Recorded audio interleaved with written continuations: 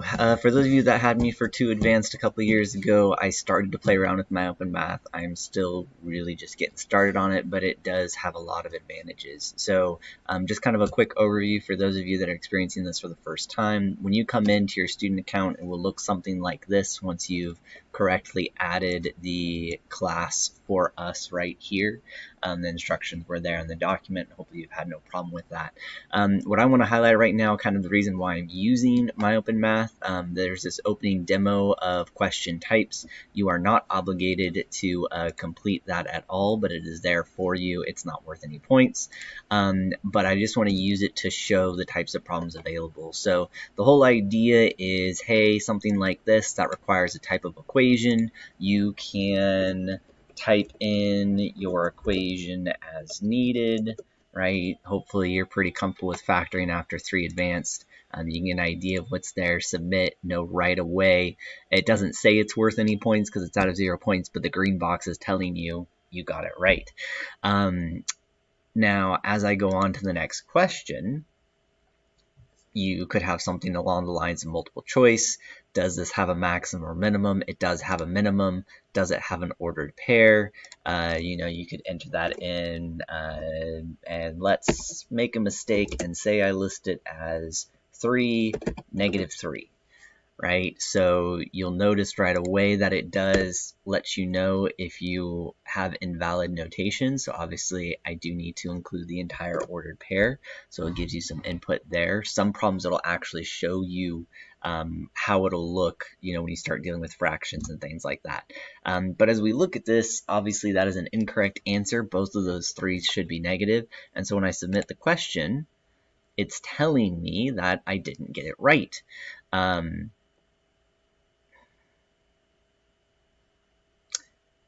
Apparently there's something wrong with the code because obviously that is a minimum and not a maximum. So I guess I got to fix something with that question. But either way, the point of it is you have the opportunity to try again.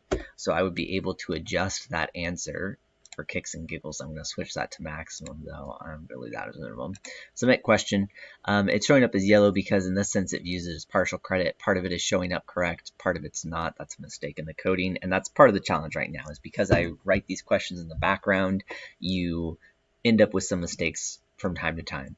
The reason, though, that I like this is even if I got it wrong, even if I wasn't sure, and in this case, it would be like half a point out of 1 point earned or something. Notice that there's this button right here that says get a similar question. If I click on that, look, I get an entirely different graph. I get a new problem. I can still get full points. And that's the whole point of us using Myopenmath. There is no reason for me to give you a 20-question worksheet. If you know what you're doing after 3 of them, you don't need to do 17 more.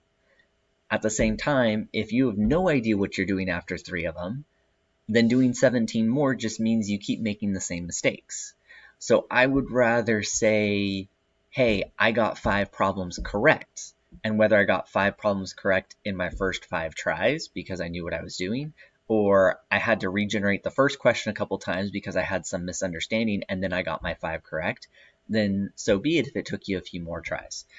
So as we're going through these problems, your mindset needs to be that you always have that option to regenerate that question, and from that you can improve your score. I'm just going to thumb through the other options right here. There is a graphing option. Sometimes you'll have multiple choices down here with different things to select. So this is, all of them are 2-point based. So for example, I can put that first point at 2, and then I can move around to put that line wherever I think it's supposed to go. So we can do graphing in this program. And then finally, you could have situations like this where you have to do some calculations. I'm going to show this one right here. Give me 1 second. So A and B, that's going to be tangent. So I'm going to go second tangent inverse opposite 61 divided by 73. So 39.88. And so the whole idea would be is if I didn't do this correctly and just typed in 39, I'm not going to get it right because notice the directions to 1 decimal place. And I'm curious, if I put in 0.8, it's still marking it wrong. Why is it marking it wrong? Well, the actual answer is 39.88. and so I need to round properly in order to get full points.